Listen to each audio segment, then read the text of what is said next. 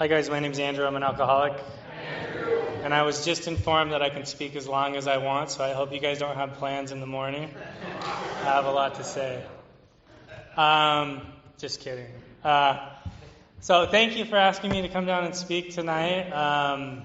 It's always an honor to share my experience in Alcoholics Anonymous. I feel I owe a debt to this program that I'll never be able to repay. And, thank you to our two speakers. The only time I've ever spoke at this meeting, I think I get asked to speak on a concept every single time someone asks me to speak at this meeting. So it's nice to be up here without the general service manual in front of me.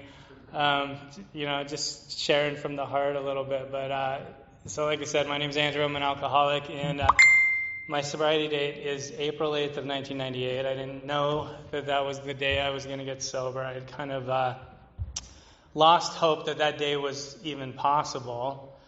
And if I don't say anything else, let me say this: the reason that I'm standing up here 25 years sober today is not by my own virtue. It's out of desperation, and I'm the recipient of good 12-step work. I got introduced to Alcoholics Anonymous, and people in these rooms took the time and energy out of their day to show me exactly how to recover from alcoholism. And, they invested their time and energy in me and saved my life. And so, like I said, I really have I owe a debt to this program I don't think I'll ever be able to repay. And so you guys are going to get this. I'm going to try to wrap this up by 8:30. So you guys are going to get the short, condensed version of my story today, and hopefully I can pull that off. But so, I guess there's a speaker I really like, and, what he always says is, after I took that first drink, the way that I felt without it was never enough again. And that was my experience. That was my story.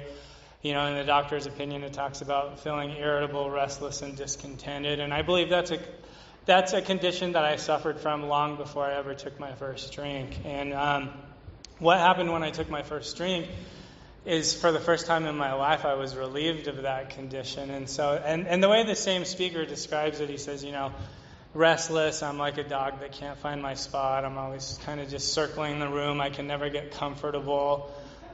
Irritable is, I always feel like I'm swimming upstream or going against the grain. That life's just a little harder for me than it is for everybody else. I can never really catch a break, And discontented is, I hear this a lot in Alcoholics Anonymous. I have that void inside of me that I can never really satisfy for long at a time. I can satisfy it temporarily, but it always seems to resurface. And what that feels like for me is a disconnect. There was always me and all of you. And I was always living in yesterday and tomorrow. And and for the first when I took that drink for the first time, there wasn't yesterday and tomorrow.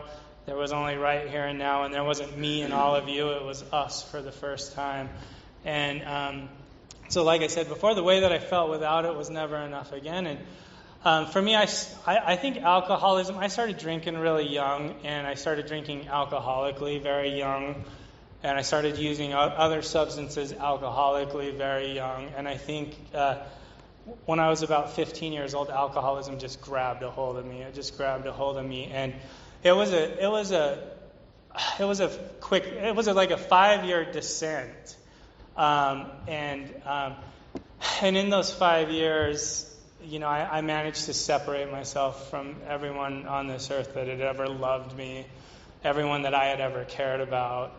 And found myself completely alone and completely hopeless and completely defeated. And, kind of the short version, I started, I was in and out of juvenile hall at 15.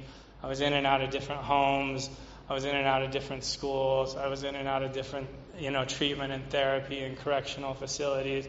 And, I remember when I was thinking about this, my dad just didn't know what to do with me anymore, and so my mom stepped up and took me in her home, and they really welcomed me into her home, and my stepdad was just like, "We're so glad you're here," and a year later it was either he goes or I go, but one of us is fucking going, and that's just kind of how, and my mom, she made the right choice, and I was the one that went, but that's just the kind of impact I had on people's lives around me. And fast forward, I'm standing in front of a 3rd district judge. I'm going to get released. I'm going to get released from jail, and I show up to sentence. I'd been locked up, and I showed up, sentencing, and I see my mom, my dad, my grandma, my grandpa in the courtroom. And what happened was a very humbling, humiliating experience. They were going to let me out of jail,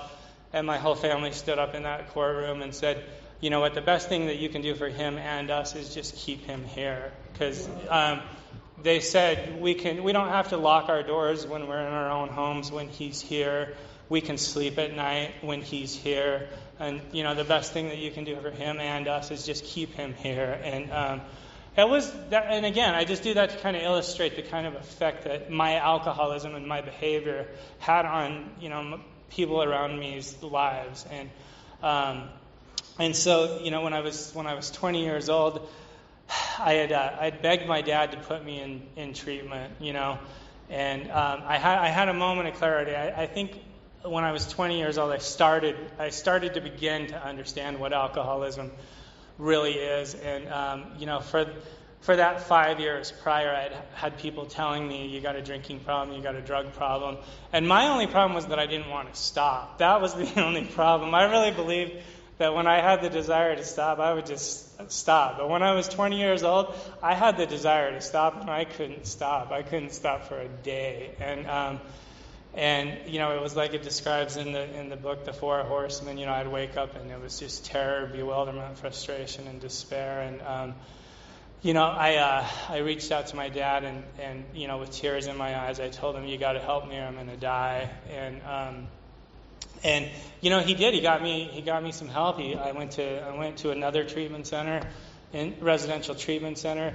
I remember I got there. I picked up the phone. I called him. I said, "Thank you so much for this opportunity. I won't let you down." And I got introduced to a good friend in there that was doing AA. He was doing 12-step recovery, and he used to tell me, I back up. I heard someone else say it when I got there, drinking's not an option for me today, and I thought that was the most profound thing that I'd ever heard. I thought, drinking's not an option. And so here I am in treatment, and I thought, so my problem was that, I didn't have the desire to be sober, and then I had the desire to be sober, but I couldn't get sober. But now I am sober, so everything's okay, I'm sober, I'm in treatment, and this friend Jeremy used to invite me to AA meetings with him all the time, and I'd be like, you knock yourself out.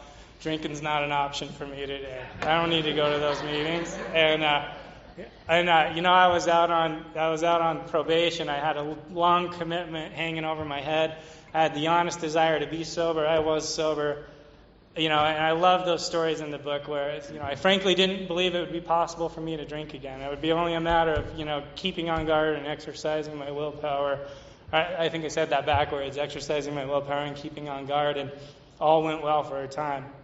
All went well for about 60 days, I think.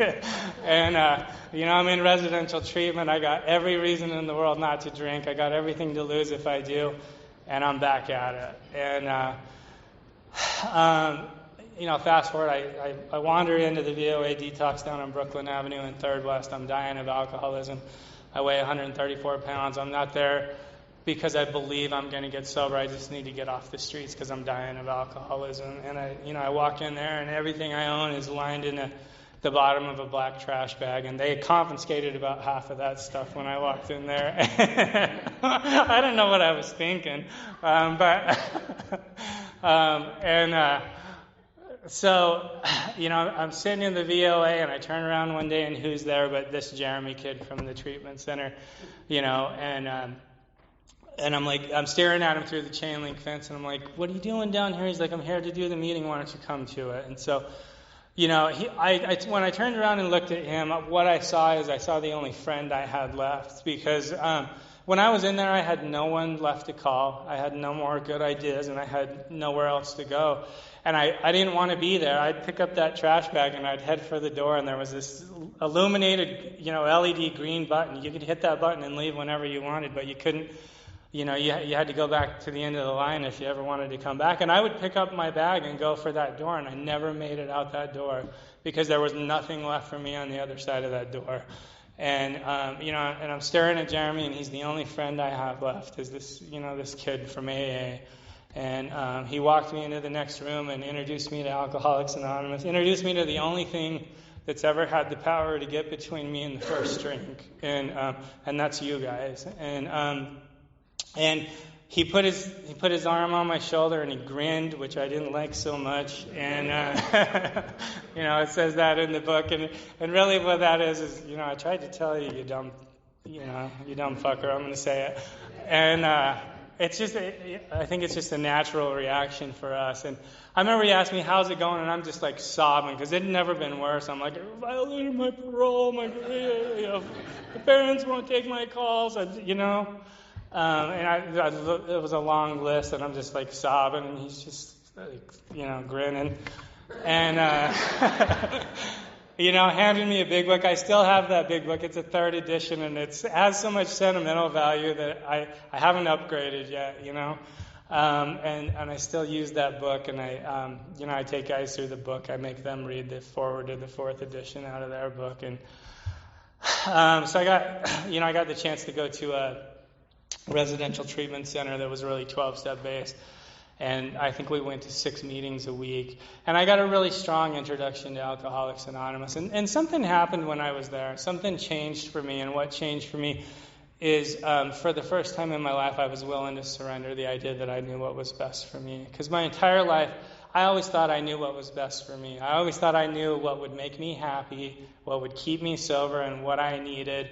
And at this time in my life, I was absolutely convinced that I didn't know what was best for me. I didn't know what I needed, and I didn't know what was going to keep me sober.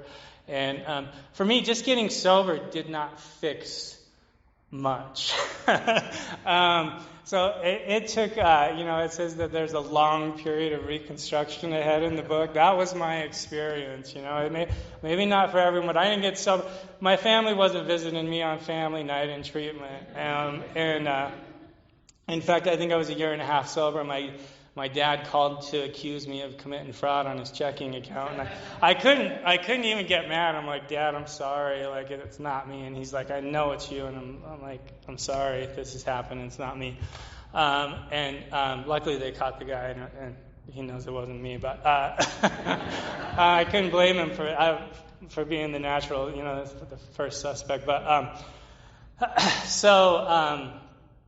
got a strong introduction to Alcoholics Anonymous, and what really happened for me was I started to find hope in these rooms. And I always say this, I was able to believe in your recovery before I was ever able to believe in my own, because I came in here and I still had a lot of contempt and a lot of judgment and a lot of opinions, and I was young and I was angry. But there were people in these rooms that would just break through all of that, and they were such powerful examples of recovery and Alcoholics Anonymous that I couldn't deny, I couldn't deny what was happening in these rooms. And it's the first place that I'd ever, you know, I'd been to treatment a lot, but we were all newly sober. AA was the first place I'd ever come where people had recovery. People were staying sober. People had transformed their lives. And I saw that in these rooms. And I started to develop a respect for those people. And I started to trust those people. And eventually I started to believe that recovery was possible for me. And ultimately, you know, that was kind of my step too. You know, I'm standing up here today and I believe in God, but I can't tell you what God is. I don't have to define that. And I haven't had to define it to experience, you know, the power and presence of that in my life. And how I get to God is with you guys. I don't know how to do it alone.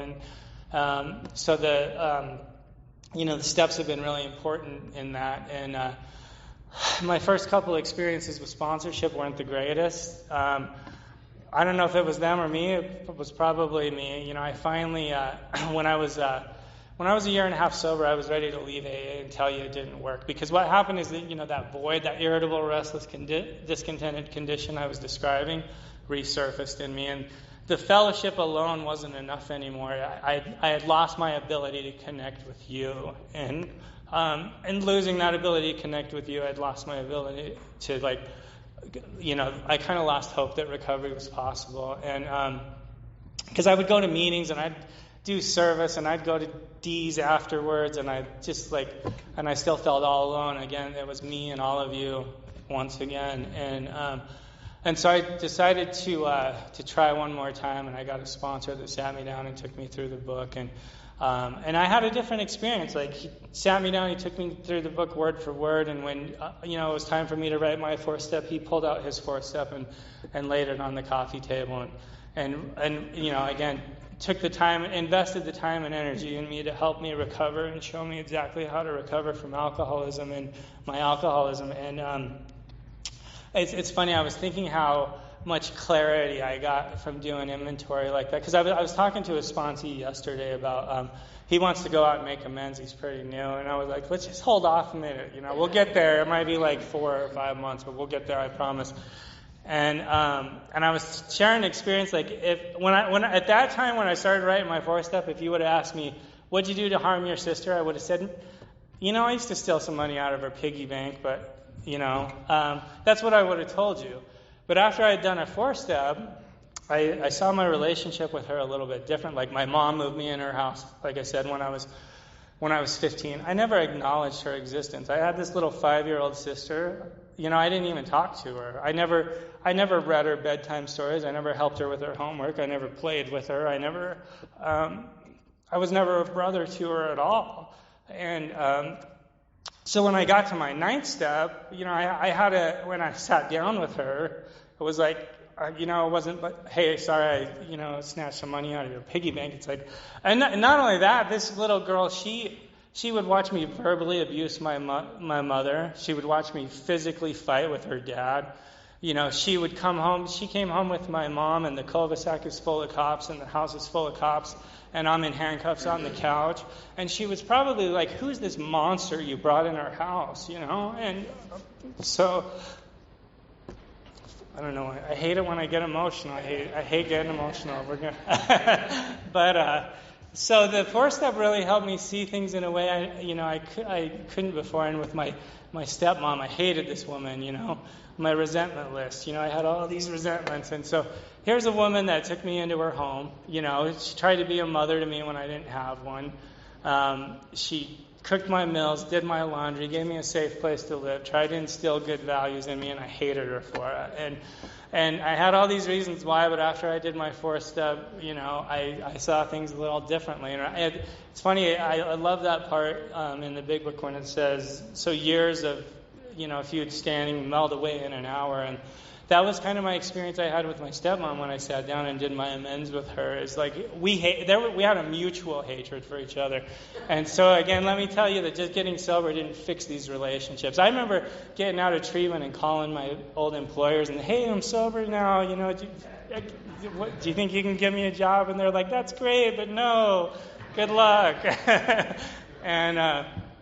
And kind of the same with my family. Just being sober didn't fix those relationships. And I think I was like 3 years sober when I got, I got another sponsor and really got busy in the 9th step and really started, trying to mend the separation that I had created between me and my fellows. And that was extremely important because I believe that separation I created between me and my fellows is the same degree of separation I experienced between me and my Creator. And so this is my experience when I went out and started making those amends and mending that separation. I didn't need to go on a quest to find God or try to define God or, what happened is, it was just an effort. I think this is what my experience with the 12 steps is to identify the things in myself that block me from God, to work toward the removal of those things, and then that power just shows up in my life. I don't even need to go looking for it, It just kind of flows in. And we're back now.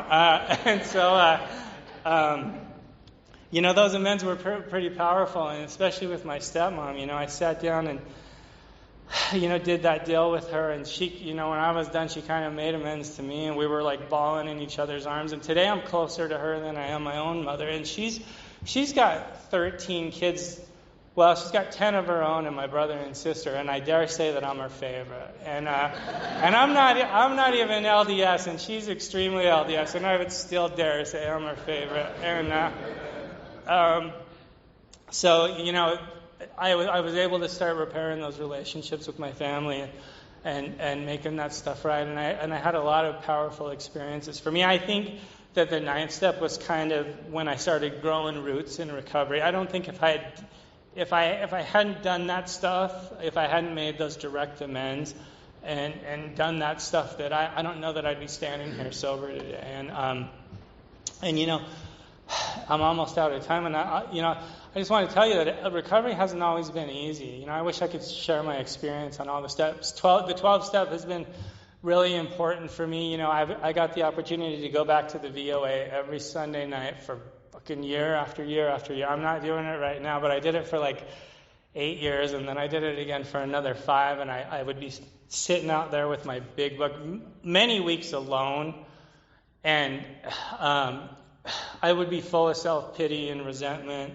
And just like it talks about in the book, you know, in Bill's story, I'd be sitting out there thinking, how am I supposed to go in here and share, you know, carry a message of hope? Like, I hate fucking sobriety. I hate AA. Like, and in that moment. So I don't want to discourage anyone. And I would go in there, and my sponsor, I had a great sponsor, and he taught me. He says, it doesn't matter what you think, and it doesn't matter how you feel. The only thing that matters is what you do. And so I just trained my feet to take the action in Alcoholics Anonymous, regardless of what I thought or how I felt about any of it. Like, if I had these commitments, I would just show up to them.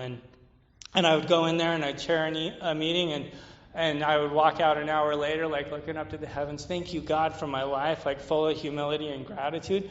I need that in my life. Nothing else can give me that shift in my perception, like 12-step work. And like coming home from work to meet with a sponsee, and he's sitting on my porch, and literally under my breath, I'm like, F you, driving down I'm hoping he doesn't show up. And he's on my porch with his big book, and I'm like, F you, you know, driving down the driveway. And an hour later, he's walking out the door, and man, I feel totally different about my life. And I constantly need that in my life, because my alcoholism, I just naturally gravitate to being spiritually sick, and I need you guys, and I need God in my life. And again, I don't know how to get to God without you guys. And 12-step work's been really important. I've done a lot of service work in Alcoholics Anonymous, general service, home group service, intergroup service, H&I work. And you know, I love this. I heard someone say this in a meeting, and I'll never forget this. He said, I have a 100% success rate in working with others. He said, I've stayed sober 100% of the time. And that's been my experience. Like, a lot of the people, I've invested a lot of my own time and energy into trying to help people, and a lot of them haven't stayed sober, but I've stayed sober the whole time. God.